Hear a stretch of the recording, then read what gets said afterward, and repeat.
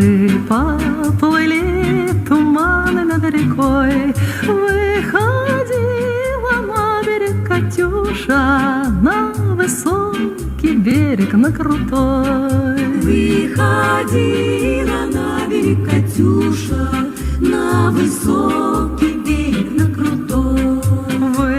Hi, everybody. Welcome to Boys Club. On this episode, we're going to be talking about United States imperialism, the kidnapping of Nicolas Maduro, and manufacturing consent. We have Lumpy with us today, and Comrade Crazy, and Nico, and our special guest, Madeline Pendleton. Hi. Madeline, I was wondering if we could get your opinion on the current events surrounding Venezuela. Yeah. So the last we've heard, obviously, Nicolas Maduro and his wife have been taken into custody in New York under drug charges as well as weapons offenses under American jurisdiction, which obviously makes no sense. And I think the liberals are like, what's the legality of all of this? Which is a really interesting response because very clearly the United States does not care about the legality of our foreign policy.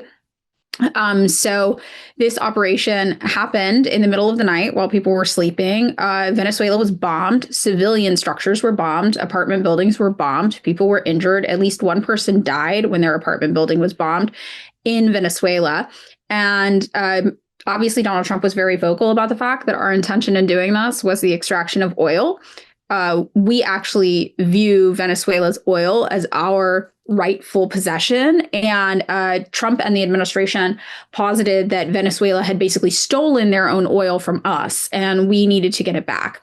So we have the trumped up fake charges of drug trafficking coming out of Venezuela. Even the beloved UN, like the neoliberal darling institution, has pointed out that they've never even heard of issues in the recent decades coming out of Venezuela with drugs. So nobody is buying that. And Donald Trump also has said very, very openly that, well, the real goal here is oil. So where things stand now, the vice president is currently the interim president of Venezuela. The entire government of Venezuela is rallying together to support Maduro in absentia. Even Maduro's opposition candidates, aside from Machado and Gonzalez, who are obviously backed by the United States, the other opposition candidates have come out in support of Maduro, and they've actually created a real culture of unity on the ground in Venezuela. American media is using AI videos and fake news basically to try to make it look like the people in Venezuela are crying tears of joy that the United States bombed them while they were sleeping. We obviously know this is not true. And what's actually happening is that the people of Venezuela are coming together and they are ready for invasion.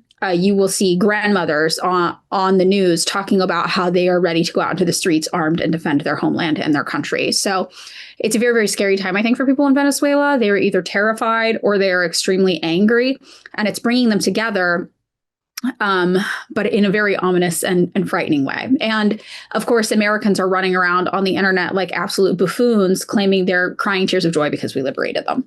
So Madeline, earlier you were doing your Twitch and you were actually reading a book by Alan McLeod, right? McLeod is how you pronounce it.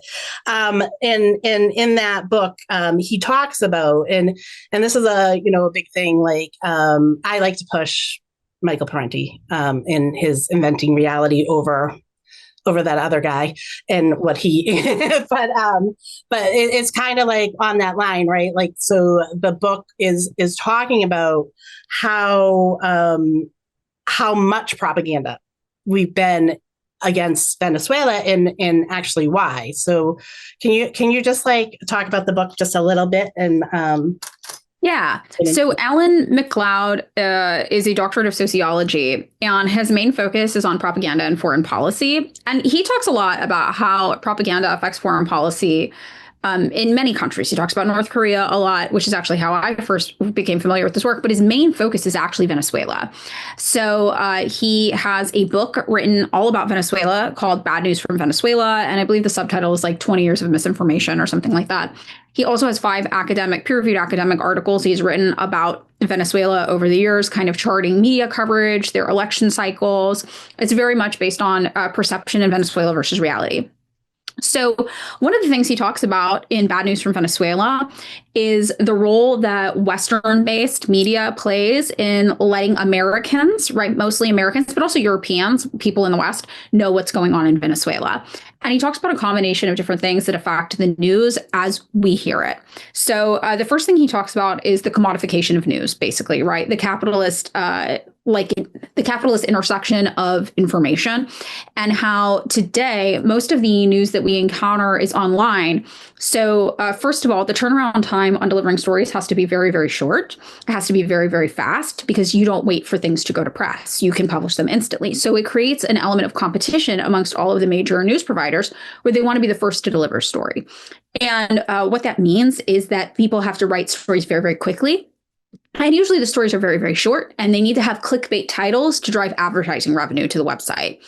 And what ends up happening is that you don't have a lot of time to do deep investigative reporting, and you want your story to get approved by your editors very quickly. And you know the way to get your story approved by editors is to reuse recycled information or jargon that was used by your publication in the past, because you know your editors are familiar with that. So what happens is that you keep doubling down on old stories that came before you that also were made with lazy reporting. So on top of that, you're also trying to please your editor, which means your editor's bias is coming into this. And your editor, even if you are stationed in Venezuela interviewing people on the ground, your editor might be some rich guy in London who has no clue what's going on, went to a cocktail party, met a guy who was kind of interesting, who said, I heard they've got a torture center in Venezuela. And now you don't have any job security. You're like, well, my boss thinks there's torture centers in Venezuela. I guess I have to report on that. I have 12 minutes to write this article, and I'm just going to use the same language that my publication, I know they will approve over and over again. So what Alan McLeod talks about is the nature of censorship within media on foreign policy related issues, and how a lot of times journalists are smart. So they are self-censoring just to get the job done. But they know a lot of the times that what they are reporting is bullshit. So he talks about, in particular, one reporter who's like, yeah, every time we talk about a government leader who is backed by another country, we say that they're backed by that. This is an Iranian-backed leader, or this is a Russian-backed leader, but we don't say this is an American-backed leader. This is an American-backed dictator. And he was like, my subtle form of rebellion was to try to include that every single time in reporting. That was something easy I could do, that I wouldn't self-censor, but it still got edited out. Every time my editor got it, they took that out. So basically, what Alan McLeod's point is that we don't get the actual news in the West. We get this recycled, regurgitated, abbreviated idea of what Americans and Westerners want to see, what we want to click on, what we want to hear, and which doesn't ruffle too many feathers. So if you have a bunch of Westerners who believe Venezuela is the most evil place in the world, guess what? You're going to have a lot of news coming out that reaffirms that idea that, yes, Venezuela sure is the most evil place in the world, even if the reporters themselves in Venezuela know it's not true. At the end of the day, they have to do a job. They have to please their boss just like any of us do. And they're going to write whatever bullshit gets the job done. And that really is what's instrumental in shaping Americans' opinions about Venezuela, in particular, about every country, though, that is realistically an enemy of the West. Yeah, yeah. And they've been doing like the stuff with Venezuela has been decades at this point. Like they've been going at Venezuela for a very long time. So I think that kind of also like having, so you have like this history of the propaganda happening, and Ash, what's happening now on? I'm seeing a lot of like obvious like comment bots on the different social media sites, people claiming to be from Venezuela. And then like you'll go to check their bios as they're in like Miami, saying that they're like celebrating Duro being kidnapped. We're also seeing a lot of the larger liberal accounts trying to justify his kidnapping in kind of a weird way, by saying, well, this is illegal and I don't support it, but he's a dictator, which we know is not true. I know for me, like I've noticed how quickly people are posting like old videos, mostly in Miami and like Florida, being like, look, it's Venezuelans celebrating. I'm like, that's like a 5-year-old video from a protest here in America. But so many people are so propagandized. They're just like, yeah, that has to be true. That has to be Venezuela right now. And I'm And seeing it all over TikTok. there's that one, the AI one. Like it's Yeah. creepy. It's like I'm like, how are you like people blind? Like you can't tell that those are not people. Like, I don't know. It's just weird to me. The AI one is particularly egregious because they're like racist caricatures of what you imagine Venezuelans are like. Like it's an old woman. She's extremely old. Her skin is leathery, you know, falling off her bones, and she's crying and she's saying like, "Thank you, Donald Trump," or something like that. And you're like, oh my God, this is a parody of everything right now. It is really, really egregious. And you look at the people's profiles who are like, well, I'm Venezuelan, and you look where they're from, and it's like, okay, well, you're from Florida or you're from Texas. I've had 2 people from Texas claim that they were Venezuelan. And also Alan McLeod talks about how the diaspora is an effective part of communicating misinformation because it's such a small slice of the actual people who are from this country. First of all, they don't live there. So it's no skin off their back if a totally different country gets bombed. They're not living with the sanctions. They're not living with the lack of resources. They're not living with the political instability. They're not living with their neighbor's apartment building getting bombed next to them. So it's easy for them to be like, yeah, regime change, who cares, right? On top of that, they have a specific political and economic alignment. These are people who very often could afford to leave Venezuela, which means that they had probably a specific type of professional class job, right? Which might make them more sympathetic to Western capitalism. They chose to leave and not go to another Latin American country very often. Or if they did, it was a very conservative Western-backed Latin American country like Argentina currently is. Very often they chose to go to Miami, Florida for a reason. That's their political leanings.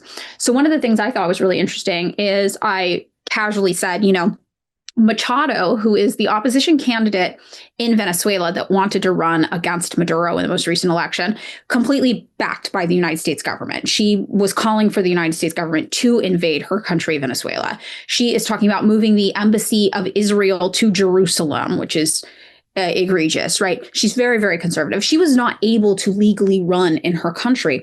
So she assigned a proxy to run on her behalf, Gonzalez, who ran in the election against Maduro. And he was not shy about the fact that he was basically just running as a puppet for Machado. And internal polling in Venezuela showed that only 9% of Venezuelans approved of Machado. 91% did not approve of her, which is why even Donald Trump had to go on the news and be like, well, now that we've, invaded Venezuela, very obviously Machado can't lead it. Nobody likes her. She doesn't have the support or the popularity. So I casually mentioned this on the internet. And a man was like, whoa, where'd you get this number from that only 9% of Venezuelans approve of Machado? Because, he's American. He's like, my wife's from Venezuela and she and all her friends and family from Venezuela love Machado. Every Venezuelan I've ever met loves Machado. And when you look at the figures, I think it was in Alan McLeod's book, actually, or maybe it was in a different thing we were looking at earlier today. The source on this is evading me, but something like 95% of Venezuelan Americans support the US-backed opposition parties and candidates. So you have this reversal. So people in Venezuela on the ground overwhelmingly are what those people here in Miami, Florida, for example, of Venezuelan descent, would deridingly refer to as Chavismos. And it's just like a flip-flop almost. So all of the Venezuelan Americans, all the people in the diaspora love these right-wing fringe lunatic candidates, right? And all of the people in Venezuela support the socialists, support the Bolivarian revolution. And we in the West, because we're only being fed the diaspora, we're only being fed the people of Venezuelan descent living in Miami, Florida, we have this total smokescreen effect where we think this is what every Venezuelan thinks. And it could not be more polar opposite. So McLeod talks about that as well, the specific role that the diaspora plays in perpetuating the propaganda machine and how interesting that is. Yeah, that works really with identity politics, too, because people get like, okay, that's a Venezuelan. I can't deny what they're saying or they can't go above it and be like, okay, this person could either just be lying outright to me, or this person now lives here and doesn't understand what's going on there, or they can't put that together either. They do that. I have one thing I'm just going to throw out there because I am the one that likes to do weird little conspiracy thing. But do you think Donald Trump was mad at Machado for winning the Nobel Peace Prize that he's never going to get, and that's why he cut? No, I'm all right. I'm making things up. I like to do that. That's really funny. Yeah, no, the identity politics thing though is really interesting, because then you have to tell people like, so what, do you think everybody in Venezuela has one political opinion? I said this earlier. I was like, what do you think, Venezuelans are like an alien hive mind species? You kill one, you kill them all because they're sharing one brain? Like, that's ridiculous. Like, you don't think there's weird right wingers in Venezuela? You don't think that your QAnon cousin from back in the day, that there's an equivalent of that in Venezuela? Like, people have a wide breadth of political opinions everywhere, and there tends to be a dominant majority thought process, sure, and there it happens to be socialist, because socialism has been working for them. But the idea that you might not have just happened to meet the one right-wing kook from Venezuela, right? Like, that's a possibility you need to be aware of. This could be a total kook ball that you are talking to. And that never occurs to people. Yeah. Not at all. Yeah, no. I think a lot of times the people seem to think I think a lot of people in the West kind of do think that we are kind of like a hive mind when you're socialist or communist. Like, they really think they think of like collectivism and they kind of thing like that. Like, even we don't get along all the time. We have different opinions on different things. Like, why would you think that a whole country wouldn't have varying views and ethics and things like that? The joke that, oh, sorry. I'm sorry. I was just going to say, like, the Marxist-Leninists of Venezuela are, they are critical of Maduro, but they were given, like, in October, they put out, like, no, we support, we don't want U.S. intervention, and we support Maduro in this and stuff like that. So, yeah. Right. Now I can't remember. I think another big part of all of this as well is, like, this is obviously, just a cookie cutter version of manufacturing consent over all of this. I know manufacturers consent, the name of a book by Noam Chomsky. Read the one by Michael Parenti. That I think allegedly Noam Chomsky plagiarized Parenti anyway. It didn't so, yeah. It's Inventing Reality came out. Inventing Reality by Michael Parenti is what you should be reading. But it's just textbook manufacturing consent. And this reminds me, especially with because what clicked in my head would make the connection was like the AI videos and pictures of Venezuelans cheering. It reminds me so much of like the Miami Cubans, or like these are people who are like most likely descendants of the bourgeois that was able to escape Cuba. And then they'll tell you like, oh no, Fidel Castro was so horrible because he took my dad's slaves in chicken mine or something. And I'm like, why would you have that? Why do you have that? That's not a good thing. Like, yes, good, he should have. And it also reminds me of like all these stories that we get. Like every time we talk about communism, I see it in Madeline's comment section all the time, where they'll talk about a communist country like the USSR, and you get the comment section filled with, my great grandfather was in Poland and he suffered so greatly under Stalin. And it's like, what are you talking about? And then they'll be like, in World War II, we fought against the Soviets when they invaded. I'm like, oh, so your grandfather's a Nazi. Like, what are you talking about? What are you saying? And, and we get these people flooding these comment sections with all these, sob stories, and it takes 2 seconds for them to talk for you to realize this either was not a good person that they're talking about, or this is just like the 1 in a million chance of like, this is a person that had an actual genuine bad time under communism, because nothing is perfect. And then, and then you look at them and you're like, oh, so his has been horrible. Check the numbers over in these countries that were part of the USSR. They have approval rates of like 90 to 80%. They wanted the USSR to say, they did not want it to collapse. We went in there and we completely couped their government, dissolved it illegally, and the people to this day are still like, if the USSR reformed, I would be 100% for it. I think the numbers are still above like 50% to this day. And of course they want to say like, oh, that's all the old people. And it's like, no, it's people today as well. Like even like right-wingers in like Germany, there are like some that want like the GDR back. Like, and the part when Madeline was talking about, like how they're just creating these events, how the media would just make this shit up. It reminds me of Tiananmen Square. Tiananmen Square in China, that is a ginormous example of how the U.S. media will just make something to fuck up that never happened. Because Tiananmen Square, the story goes that like Chinese citizens and students were protesting the government because they were oppressive, and then they went and they sent soldiers and they just shot everyone. They just killed everyone at the square. The hundreds of thousands of people died, and then you look at the supposed pictures and there's just like bikes laying on the ground. And you look at the pictures that came from that day, and it's just like no one, there's no evidence of this. And then the infamous Tank Man video, where literally nothing happened, and it was like, oh, the tanks were rolling into Tiananmen Square. The first second of the video is showing the tanks rolling out of Tiananmen Square. The guy who's literally stood in front of the tanks from leave. He didn't want the tanks to leave. That was the thing. Yep. And it is just so wild how like reality will just shift under whatever the US's narrative is.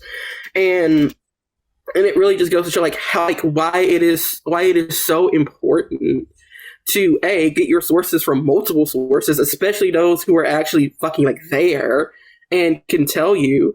And two, and I think people don't realize that like other countries are subject to the same amount of propaganda. Like that's why it's not always enough to be like, well, this one person's Venezuelan, or this one person's grandfather's cat's brother was Venezuelan and they told me this, and it's like, okay, like they live in Houston. What do they know? They don't know any more than you do. They are subject to the same propaganda that you do.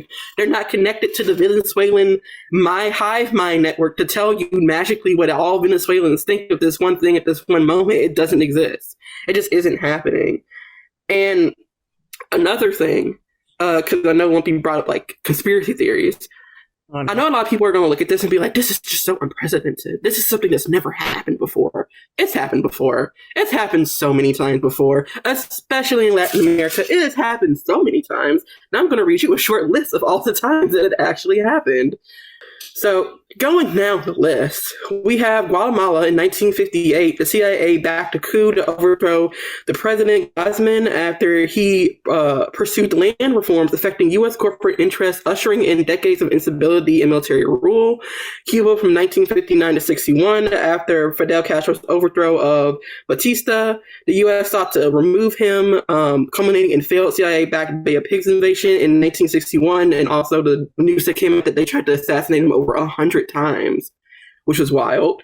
We have Brazil in 1964. The U.S. supported anti-communist forces and pro-U.S. politicians, helping pave the way for a military coup that overthrew the president and installed a repressive government that lasted until 1985.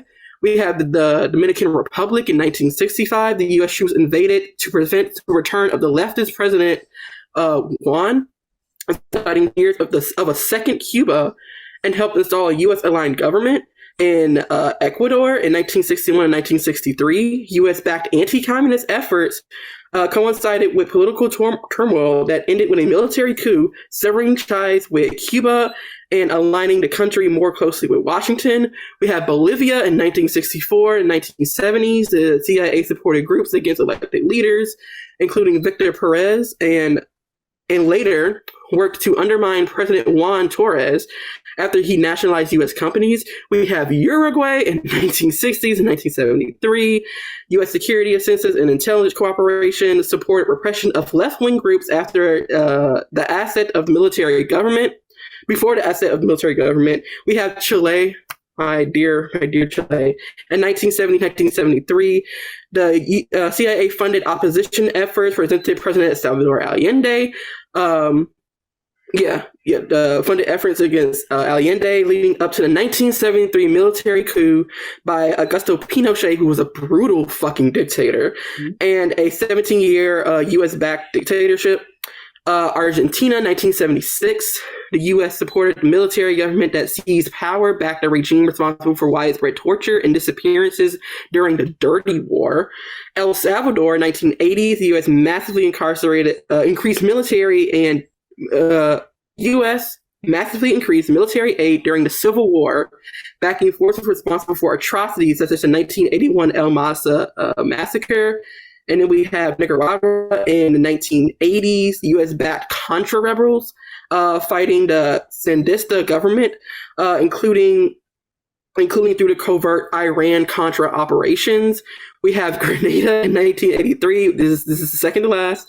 The U.S. invaded after internal unrest and concerns over Marxist governance and Cuban influence, and replaced the government with U.S.-aligned administration. And finally, in Panama in 1989, U.S. forces invaded Panama to remove the military leader, Manuel, ending his oppressive government and reasserting U.S. influence over the Panama Canal Zone.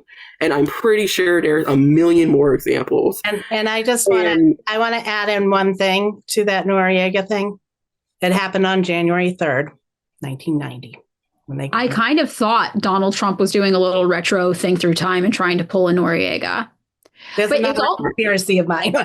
Oh, yeah. I mean, also just in Venezuela alone, the first time we staged a coup and imposed a U.S.-backed dictator in Venezuela was 1908. And we've done several in Venezuela alone since then. There was one guy who ran as a supposedly kind of like a progressive liberal who was in favor of some like social democracy reforms that included kind of nationalizing their privatized oil industry at the time, like semi-nationalizing it.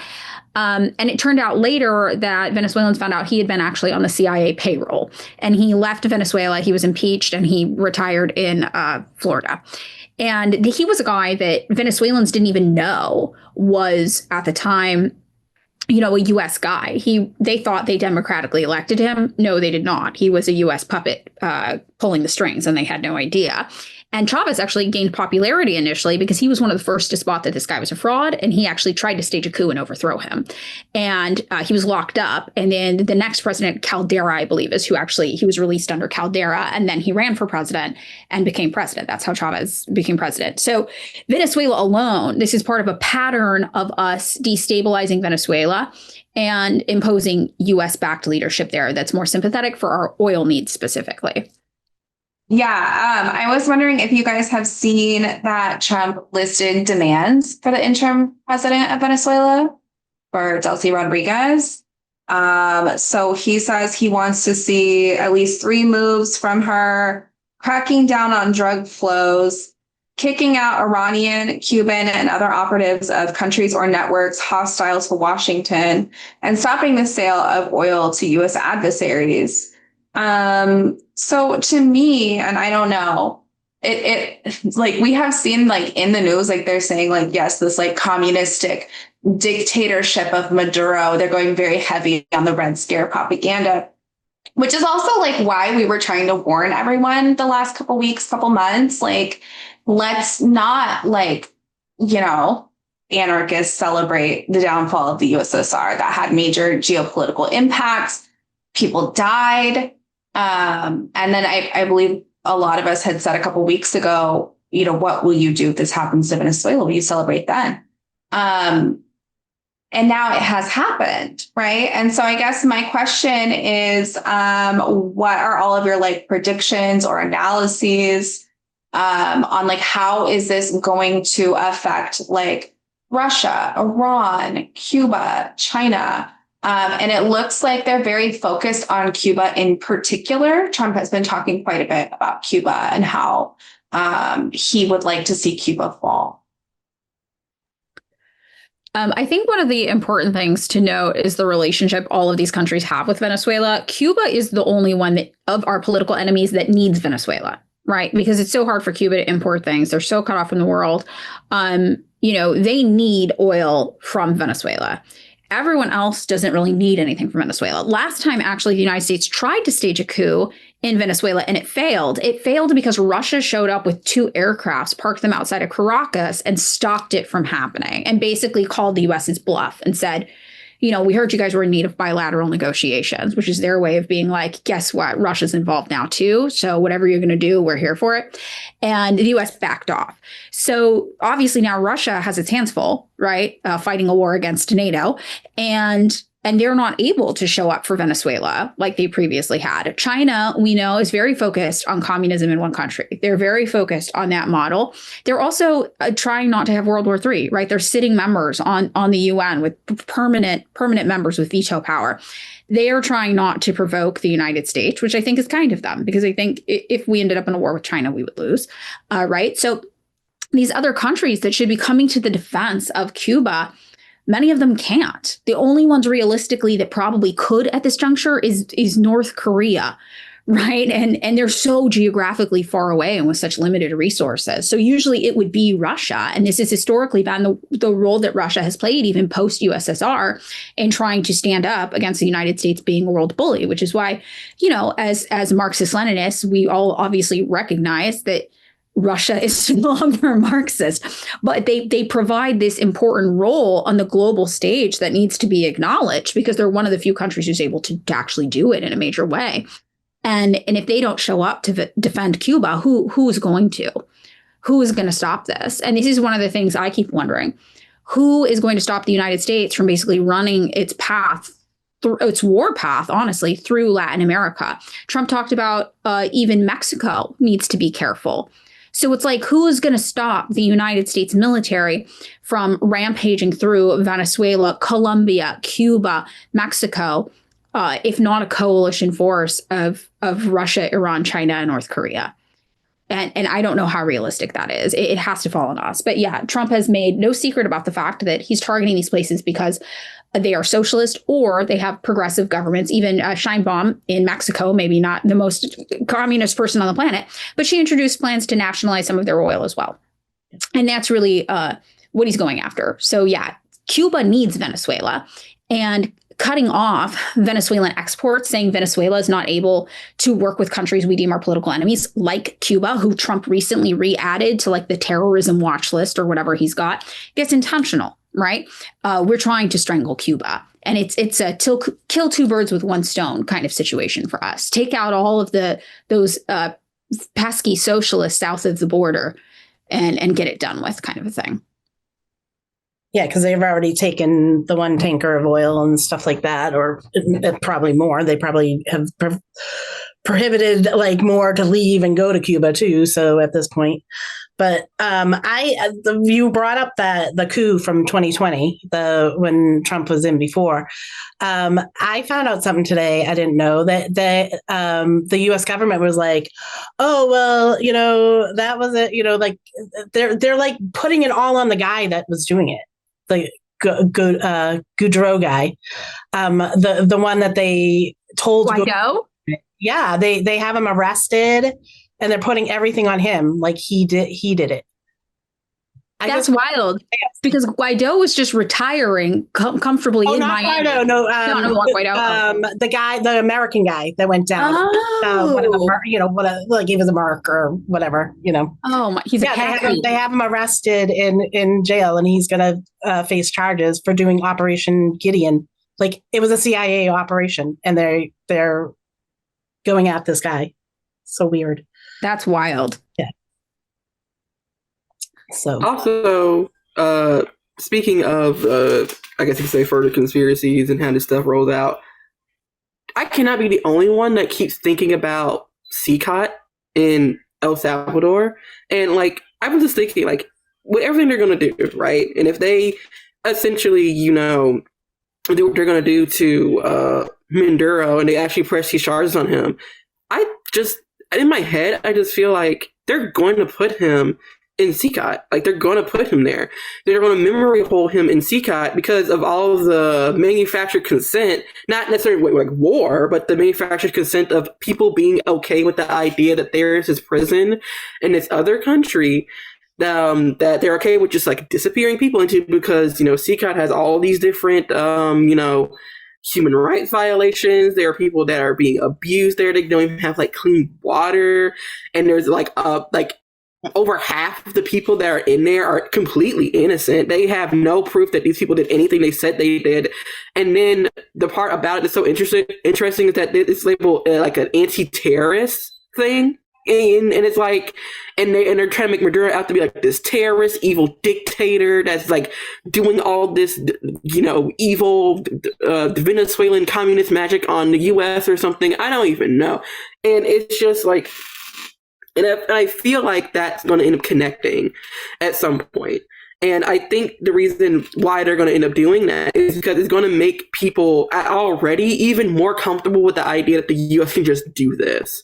Because I can't tell you the last time the U.S. just kidnapped the whole guy out of the country like that before, and so publicly and openly. Because I'm sure they did it before, but like the idea that you can just go to another country, snatch up whoever they want, take them to our courts, and then put them in our prisons, and just throw them away like it's nothing. That's that is a new step that we have not seen yet that is being taken, and it's very dangerous. And I just want people to watch out for that, because I just can't not think about like what is the aftermath of this other than like, decivilizations in Venezuela. I want to say one thing though, because if you look at the pictures of when they arrested Noriega, they didn't blindfold him. They didn't put earmuffs on him. They didn't like that. When I saw that picture last night, I was just like, I don't know. It just hit me so bad. I'm like, this is messed up that they did this. Like, why can't he know where he's going? Like, that's what they do to Black Ops people. Like, I don't understand why you're blindfolding him and putting earmuffs on him. Like, it didn't, I don't know. It just, I think they were intentionally trying to dehumanize him though, right? They were trying to paint him as a big, scary, evil criminal any way they could, especially because he has such a wholesome image in Venezuela. Like 2 nights before he was doing car karaoke with people. Like, the videos you see of him in Venezuela, he's dancing with the people, he's singing, like he's one of the people. So to do this, I think, was like an optics move, right? It's part of like what strategic communication or stratcom or whatever. It's like optics. They like really are hammering home this idea that he's like big, scary, bad. And I think just like optically, that looks like what you do to a very bad man. Yeah. That's like what I got out of it. And it makes him look humiliated. It's like they're trying to cuck him, right? With the photos. And that's something, we famously did. Was it Fidel? We've done it with a lot of leaders where we're like, if we cut off their beards, if we make them look chubby, if we emasculate them in this way, their people won't respect them anymore. And it never works. But people do that for free with Putin and stuff when they make like those edits of them being like more feminine or whatever, and it's just like the casual homophobia of it all and stuff. Yeah, there's also like we did this this move in, I can't remember what war we were in, but the United States military airdropped XL condoms labeled as regular size to try to emasculate the men from the other country, to make them think that all the American soldiers had giant penises. And they really were like, this is going to put them off their game. Like our idea of like emasculizing these world leaders as though that's actually going to do something is like a cartoonishly American bro mentality. And we just keep doing it over and over again, thinking it's going to work. And other people don't have the same, I don't think, rigid gendered stereotypes, or they do, but the expression of them is different. So it's really just for our own weird egos and fantasies of what an American man is. But I think that's part of what we try to do. We try to humiliate these men as much as we can to take away their power. Yeah, well, that was like the photos that we took in Abu Ghraib. Also, Ubermensch. That's what that reminds me of. Ubermensch, the idea of the ideal man, the best man, the wonderful Aryan man. Like, that's just, like, there's so many different connections there. Did you see the wife at all? Yeah. She had, like, bruises on her face and everything. She has fractured ribs. Mm-hmm. She got roughed up real bad. The court reporter even like drew like bandages on her head. But when they show her like walking, you can just see that she's like struggling, and they're having her walk. They're not helping her. I mean, I didn't even of course see it's that. like one cop. So yeah. I didn't even see that. That's really horrifying. Me and Ivan the other night, or last night, we're looking kind of through the charges just really briefly, and it just looked like something a child could have written. Like it looked like an essay that like a 5th grader would write. There's like no evidence. There's not even like specific numbers. Like one of the sentences was like, It literally said 1 or 2 or 3 or more. And I'm like, what is this like Dr. Seuss ass shit? So it looks so like, it is so fabricated, like obviously, you know? Yeah, you were telling me what did they drop off it? There was What's one that? the charge about the gang or something. Didn't they drop a charge? Mm-hmm. Yeah, so like the one that they were saying that he was part of this gang that hasn't been a gang since like the 90s or something. They dropped that charge, I guess. What is it? Cartel de los Souls? Yeah. That's the one. That's it. Yeah. Yep. See, like for me, like when you're talking about like this analysis of like what we think is going to happen, it's kind of hard for me to have like a real like analysis because I can't help but think of like the reality of like seeing this in the past, like the effects of like say like Cuba no longer having oil. Like I think of the DPRK and the famines that occurred because of like the sanctions of oil and the fact that like children and women and whole families starved because of the actions of US imperialism and trying to prevent a country from just fucking living. And it's also really reflective of like Plan Colombia, like one of the largest displacements of like populations in the whole entire world because of drugs, but actually it was to combat communist guerrilla fighters. We see the like it's understandable, like I've seen that the Colombia like president is like ready to respond, but it's because they've literally experienced decades of the US destroying their country and families because of imperialism for oil, for the exact same thing, for oil. Yeah. And I was thinking like going back to when Madeline was talking about the propaganda and the book and stuff. It's like the short little articles that come out, they never get like, even if they get retracted, even if they're wrong and they get retracted, people believe what they first hear. And then they close off and they don't care about any corrections. They don't care about that. They'll just go with it. Yeah. It makes me think of, when Crazy is talking about Tiananmen Square, I've met so many people who get emotionally upset if you tell them that guy didn't get run over by a tank. Yeah.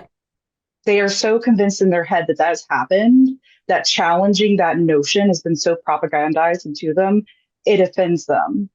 They cannot be challenged. He was like made into a hero. Tank ban this, tank ban that. I remember that. Like, yeah. And Tiananmen is a really good example too. Like, I'm glad Crazy brought that up because that is one of the most easy to debunk things. You have a number of Western sources. You have government officials from other countries. You have key reporters from every major news outlet on the planet, all who have released statements being like, there was no massacre in Tiananmen Square.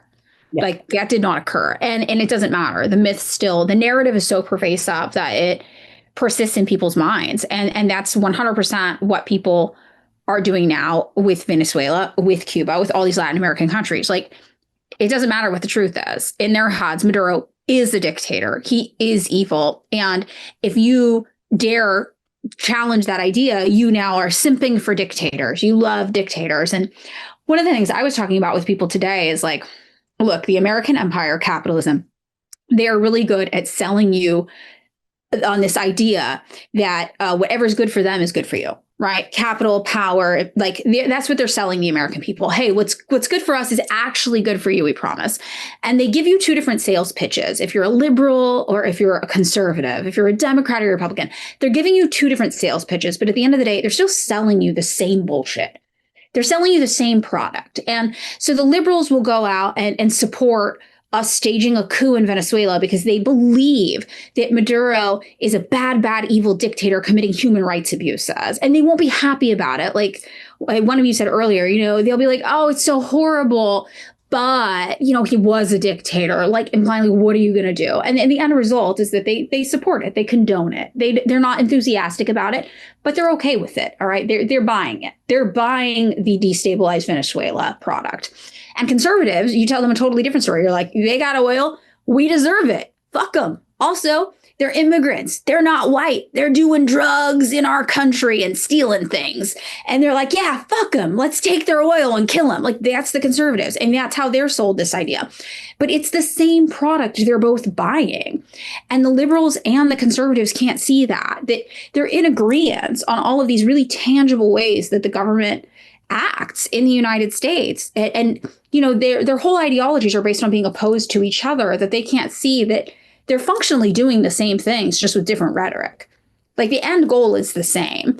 And that's, I think, what's so offensive to liberals. Like, if you say to them, for example, you know, you're wrong, Maduro's not a dictator, then they have to confront the idea that they're not good people, that they're not the adult in the room, that they're not any better than these conservatives who cheered it on openly, that they actually maybe had a role in passively cheering it on without even realizing it.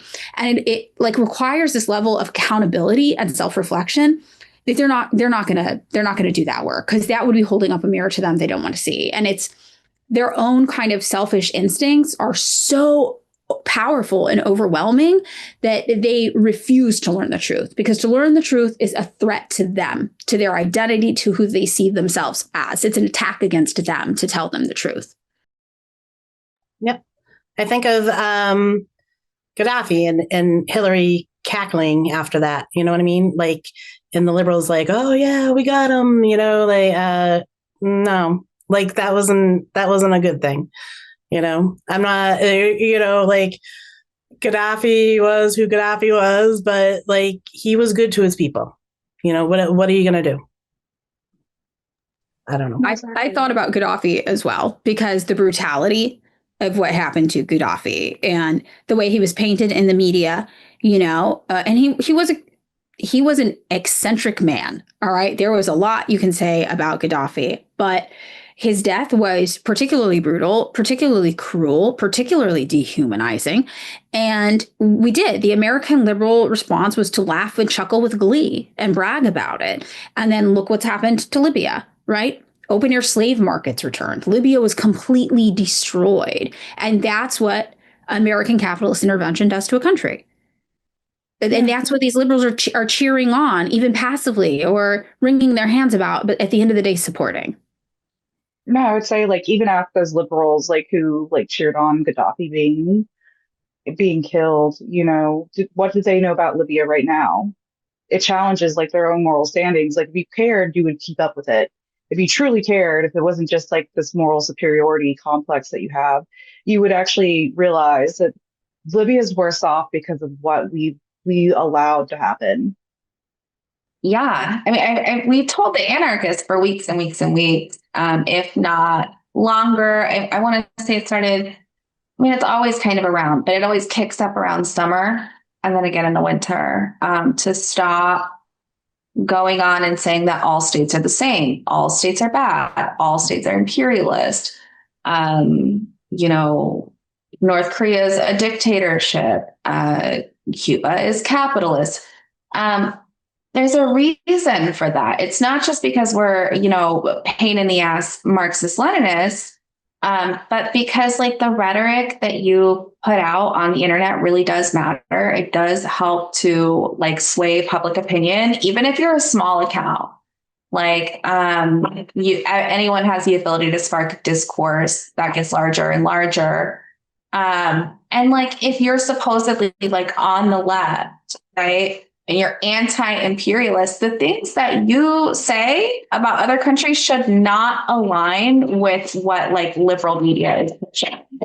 Yeah, like that, like that's what it, like when Nico was just talking, I was thinking of the USSR celebration on the downfall of USSR. It is like it is just being ignorant of the whole, you know, what happened in like to celebrate something like that. Like I was thinking, like I had been looking into Rojava, right? Because, you know, the anarchists love claiming Rojava. And I'm realizing because when I was an anarchist, you know, I looked into Rojava and then I realized, okay, this is not anarchism. And, you know, I went on my way, but, you know, some of them like to say, oh, this is, you know, they're anarchists because, you know, Murray Bookchin being involved in all this, who, whatever.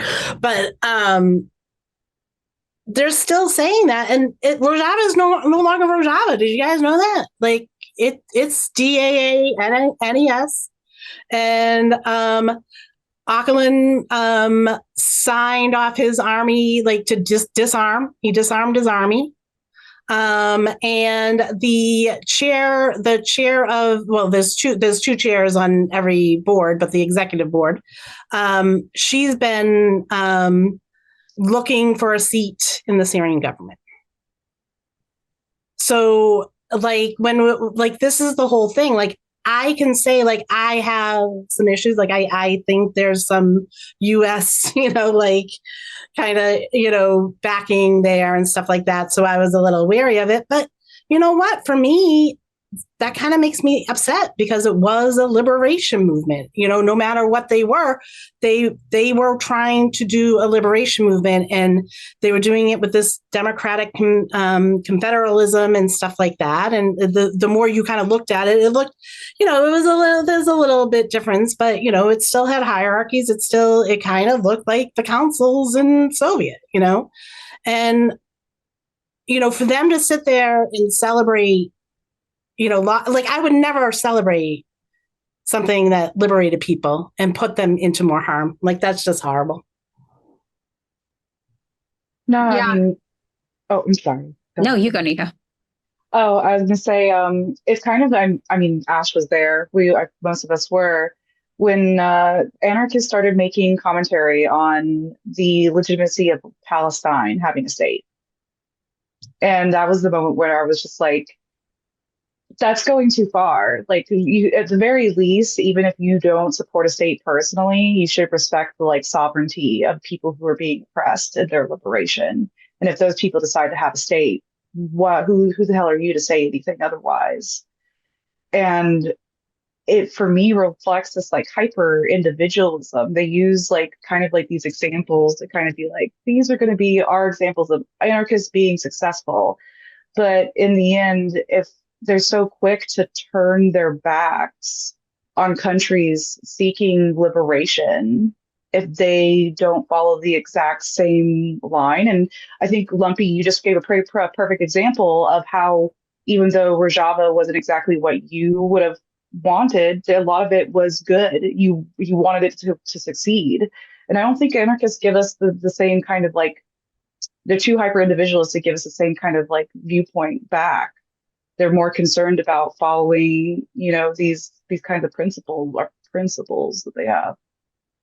I also think, though, it does have something to do with okay, so if you're a Marxist-Leninist, one of the things you believe is that liberation is going to look different everywhere a little bit, right? And we happen to believe that it's going to look like a Marxist-Leninist agenda. Sorry, my thumbs up keeps going on. I don't know what that's from. But, we recognize there's inherent flexibility. I would never cheer on the Sandinistas getting crushed. There's a small communist, non-Marxist-Leninist, but just generic generic Marxist, generic communist village in Spain called Marina Lida that's been kind of permitted to just exist outside of federal and state jurisdiction because they were too much of a pain in the ass for the Spanish government. So the Spanish government is fine, you're your own thing now. They don't have any policing. They're a little more left-com. I would never cheer on Marina Lida being taken over by the Spanish government or turning capitalist. That is absolutely barbaric to me. And I think CJ on Substack, that CJ, the good CJ, CJ on Substack had this video that just keeps resonating with me, where she said, a lot of you guys, you consider yourself socialist, but you are not prepared to defend the future you want to see. You want this better future, and you are so quick to denounce the idea of a state existing, the one thing that could help you defend it, the one thing that could help you maintain your revolution, protect your people. You're not committed to it. You're not committed to the practical work. You have the idealistic fantasy that you throw the revolution and then you're done, babes. You won. It's over. And that's not, we see that. That's not what happens. Venezuela had their revolution. They're still fighting for their sovereignty. A century later, decades later, maybe not a century quite yet, but almost a century later, Cuba had the revolution. They're about to be probably invaded by the largest militarized superpower on the planet. these countries had their revolutions and it wasn't enough. They're still fighting. The revolution is constant for them, you know? And I don't know how you stand up against the US government. And the only countries that have been able to successfully stand up to them are people who developed nuclear technology. It's the DPRK, right? We don't invade the DPRK no matter how much we hate them, because we know they'll nuke us. And it's the only assurance they have. And, you know, Khalil on TikTok, right, made a video being like, so what, you anarchists, what, are you going to give me a nuke if I want one? Because a nuke's the only thing that protects you. You're going to give me, Khalil, a nuke? You know, and it's obviously silly. If you need nuclear weapons to defend your sovereignty, unfortunately, which we know you do, who's going to administer that? Where are the safety protocols there? Where's the regulation come from? And one of the things I think is so interesting is, you know, anarchists will always tell you that your understanding of anarchism is wrong. They're like, that's not it. Many of us, I don't know anybody else besides Ash and Louise and me who used to be anarchists. But it's like, no, we do. We know what anarchism is. Anarchism is an opposition ideology in many ways. It's a lot about what you're opposed to. It's not a lot about what you want to build. There are things about how you build things. They're very contradictory. They conflict with each other. There's not a consensus. And you'll notice anarchists never correct you. They're always like, that's not actually what anarchism is. And they never go into detail about what it actually looks like, because I don't think they've gotten further than what they don't want. I don't think they've thought about the practical reality of building something that can withstand the test of time. And even Marxist-Leninists, we struggle with that with a state, you know, other types of communists like Venezuela, right? They're struggling with it with a state. Palestine struggled with it with a state.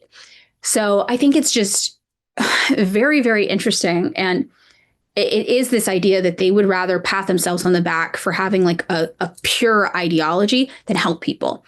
And I really realized that when I was having a conversation with an anarchist, and they were basically like, I would give up free healthcare. I would trade having free healthcare for not having someone tell me what to do.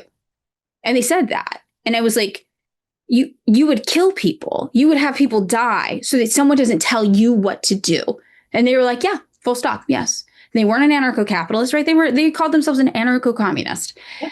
And that's the reality of the ideology. And that when you see the anarchists cheering on the fall of the USSR, when you see the anarchists calling Nicolas Maduro a dictator, that's what I just think. This is just another way of saying you will cheer while people die as long as it means no one tells you what to do. Yeah. Anarchism comes from the individual. Communism, we think of the whole first, and then we go in. Like, they're always like, whenever you have a conversation with them, and it's like, well, what for me, like, what me, like, it always like ends up like, I don't like that or something like that. Like it's I, me with them. I had a couple of conversations with anarchists, both on TikTok and Twitter, just in the last couple of weeks, over this. And you know, that's one of the questions I ask is about the nukes. I ask about a standing army without a hierarchy. And then I ask about medical distribution and manufacturing, because I'm asthmatic. I will die without my asthma medicine. And one of them told me that they'll nourish my asthma away. So when I asked the other anarchist, I go, do you agree with this anarchist that told me this? They didn't dismiss it. They're like, well, they gave me a piece to read about how the medicine will, and I go, when I read the piece, it's up on the anarchist library. It doesn't talk about what they're going to do about distribution. It was talking about the friendly societies that happened in England. And they don't even bring up the Black Panthers doing the medical stuff. They talk about other Black liberation movements doing it, and stuff like that, but they wouldn't bring up the Black Panthers and stuff like that. So I go, this is about mutual aid, and this is not telling me how you're going to distribute life-saving medicines for people. Yeah, sorry.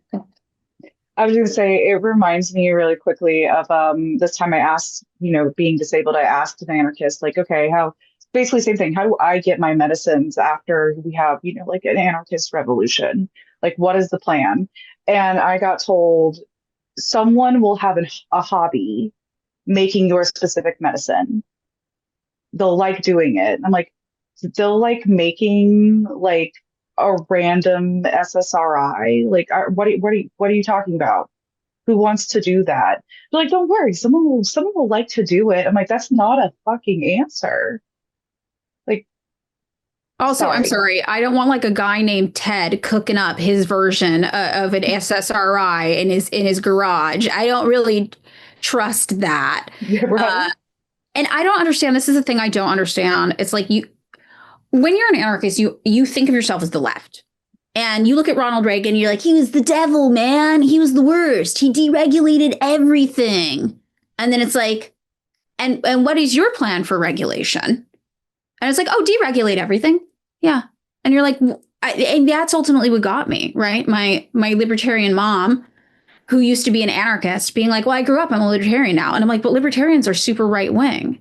And then I was like, oh, this is a very a right wing ideology and how it manifests, because it is so deeply independent. And it a lot of it does border on that wooey, what is like the alt-right woo pipeline? What is that? You guys know what I'm talking about? Where it's like the yoga moms and the beef tallow. Yeah. But it is we were just about that. We actually did an episode on that, basically. We like our last episode was the aesthetics of fashion, and I think I brought up that point of like, the manosphere, what do we call it? Trad wife aesthetic, that whole thing. So like trad wife, manosphere, beef tallow, all the like you see this resurgence of people wanting to be more traditional and things like that. And it's just like it's all bullshit. And it is really about self-sufficiency, the individual, right? You're like, well, you don't need your medicine if you're eating the right foods. And it's like, okay, sure, everybody deserves access to fresh and healthy foods that are good for your body and nourish your body. You are not going to make people's disabilities go away by giving them beef tallow. Like, that's not how that works. But it is this idea that it's very like, you're accountable for yourself. You look out for you, babes. And like the especially if you're talking to like an anarcho-primitivist, it's like you are nostalgic for an era that did not exist, that does not exist. And when it did exist, people died at age 22. Like, that is not something that we should be striving for as a culture to go back to, right? And it does have all of the markers of that hyper-conservative right-wing movement. And you talk to socialists who favor a state, and we all say the same thing. We want people to live. Right? That's all we want. Like, we look at Venezuela, we want them to live. We look at Palestine, we want them to live. We look at Cuba, we want them to live. You look at the USSR, we wanted them to live. And the dismantling of the USSR was the greatest drop in life expectancy ever recorded outside of wartime in a place, right? It was catastrophic. People died. So that is bad. And that shouldn't be a revolutionary position to take. Right. And also, one thing I wanted to point out that a lot of those anarcho-primitives fall into, a lot of them are very it's so easy to take like two steps to the right, and then boom, you're like an eco-fascist, right? Yeah. Like, we have literal direct evidence that actual fucking Neanderthals took care of their disabled. They took care of their sick and their injured and their old and they're young. Like society was built on people helping each other, but then that's what led to it having to be a society and a system, because you can only help so many people directly in a self-sufficient way. That's why we had like these, why we built up agriculture, why we built up governments, all these other things, because to help so many people, you need a state, frankly. Like, you need some form of regulation. Now, the Marxist idea for states is a tad bit different. Like, you need that regulation. You need that, that baseline there, so we can all have the right to, have food, water, and shelter. Because when you take that away, what's going to happen is that, those who are disabled are going to die off. Those who are just too sick are going to die off. Those who are just old are going to die off. And you're going to lose so much of your, your culture, your history, your community to something that's completely preventable. And it has like this sort of victim blaming sort of mentality where it's like, well, if you just ate right, you wouldn't have to worry about getting sick. If you exercise enough, you wouldn't have to worry about getting sick. It's the same thing happening during like COVID. It's like, I'm healthy. I can tank it. And it's like, no, this is a new disease. You're going to die. Your immune system has never seen this before. And it's like, I think there's this one TikToker, Crutches and Spice, who talks about this a lot, where one thing that they constantly push throughout all of their TikToks is that we will understand how oppression will come about in this country best by studying what happens to disabled people. All the oppression everywhere, everything from what's happening to the streets with ICE to, just what we're talking about right now, like, ecofascism being pushed as sustainability. It comes from how we treat disabled people, it comes from how we treat our quote unquote like weakest in society.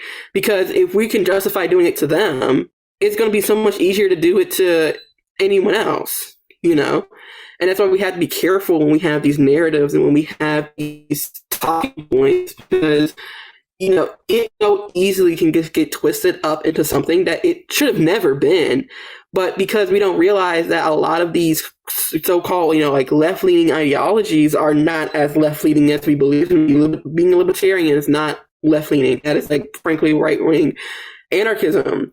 I wouldn't say it's right-wing, but it has too many pipelines in it for me to trust it, and we see it with liberals. They love calling themselves leftists, but they are solidly right-wing. We live in a right-wing country. The Overton window is so far to the right that the most left-leaning people like Bernie Sanders or AOC are still center-right. We have to realize we're in an extremely right-wing fascist country, and we have to be so very careful about where these ideas are coming from and where the narratives are coming from, and be very critical.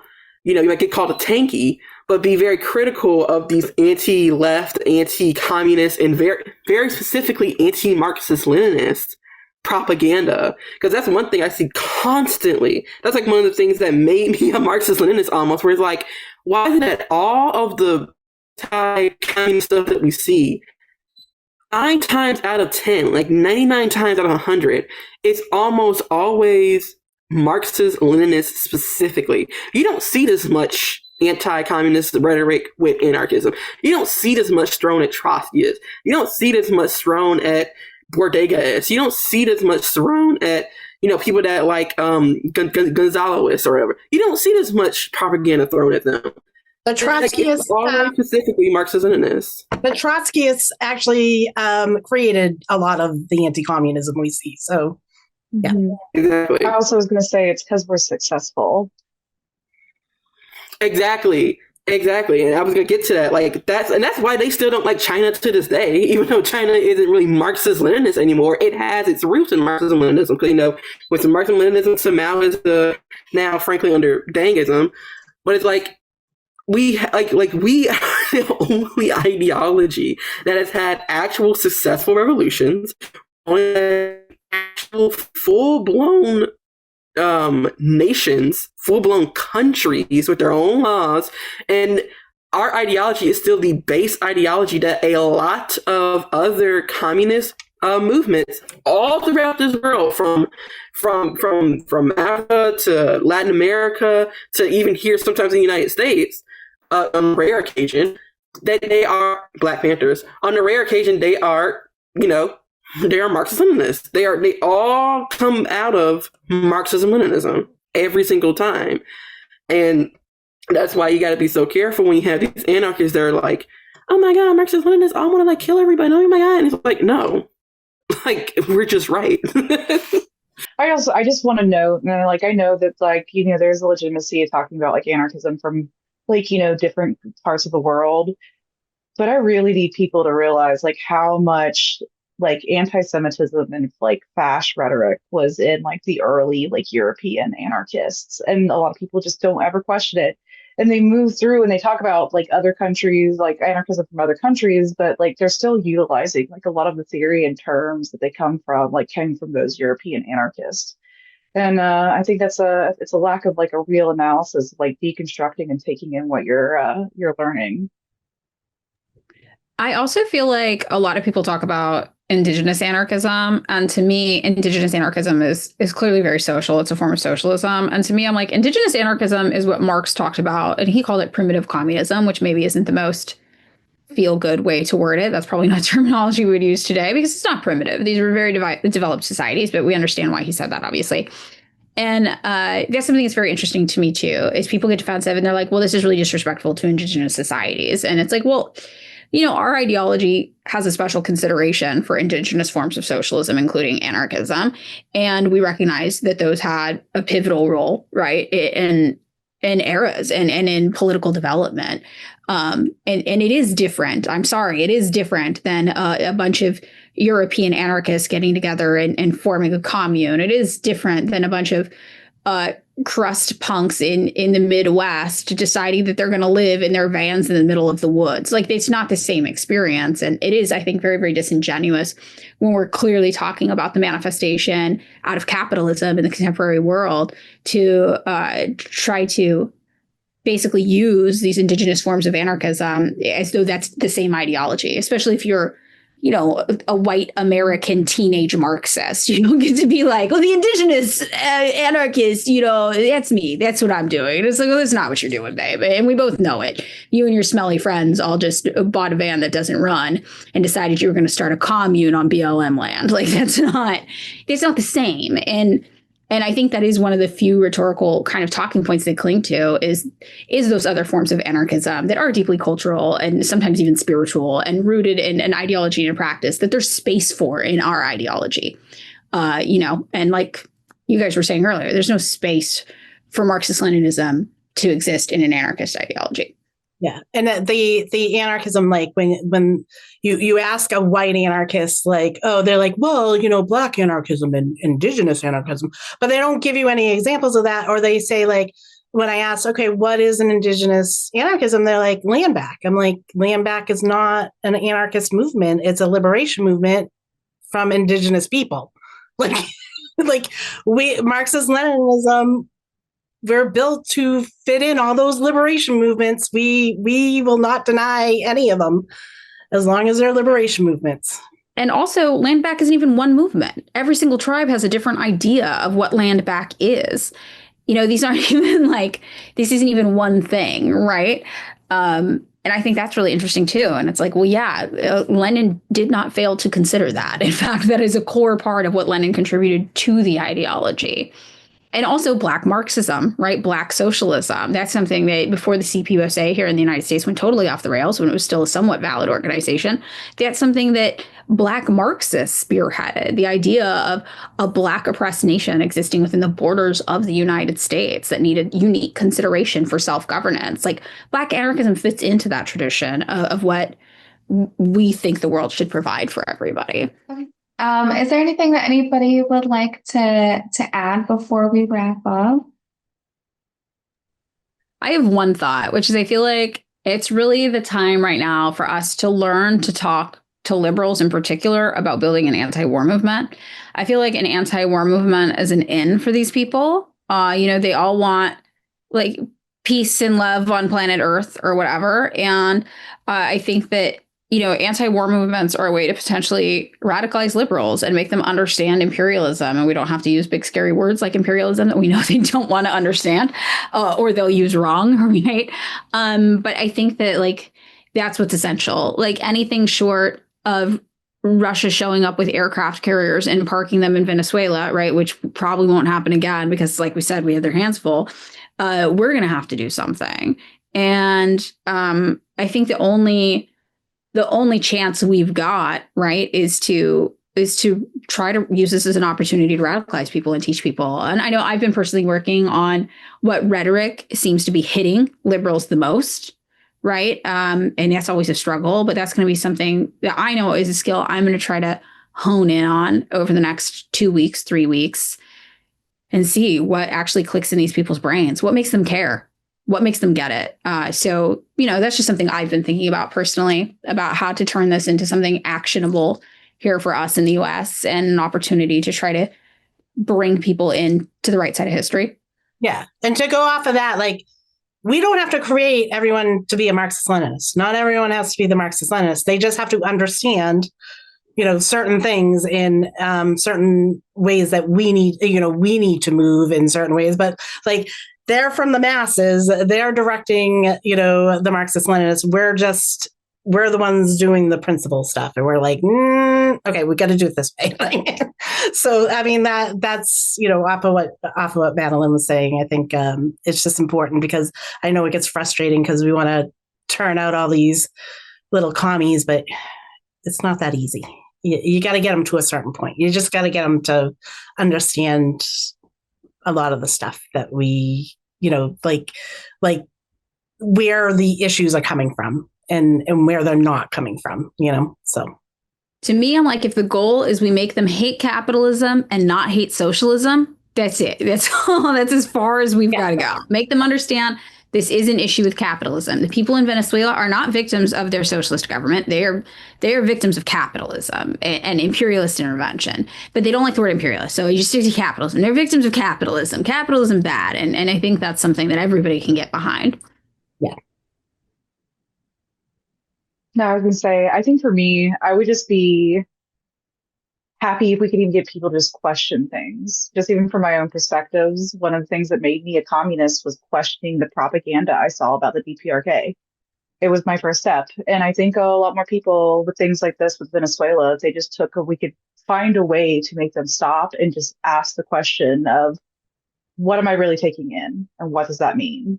Would be really important. And my other last thing is, if you're on the left, stop basically doing state propaganda for the capitalists. It's bad.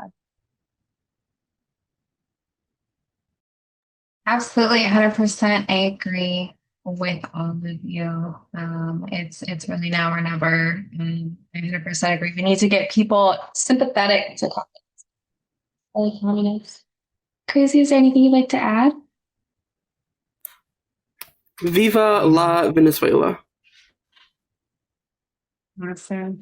I appreciate all of you so much. You are also amazing. Thank you so much, Madeline, for joining us. It is always such a nice treat to have you on here. So. Oh, I love it. Thank you all. Yes. Thank you. All right. Good night, everyone. Bye. Okay, bye. See you in the trenches on the internet. Oh, no.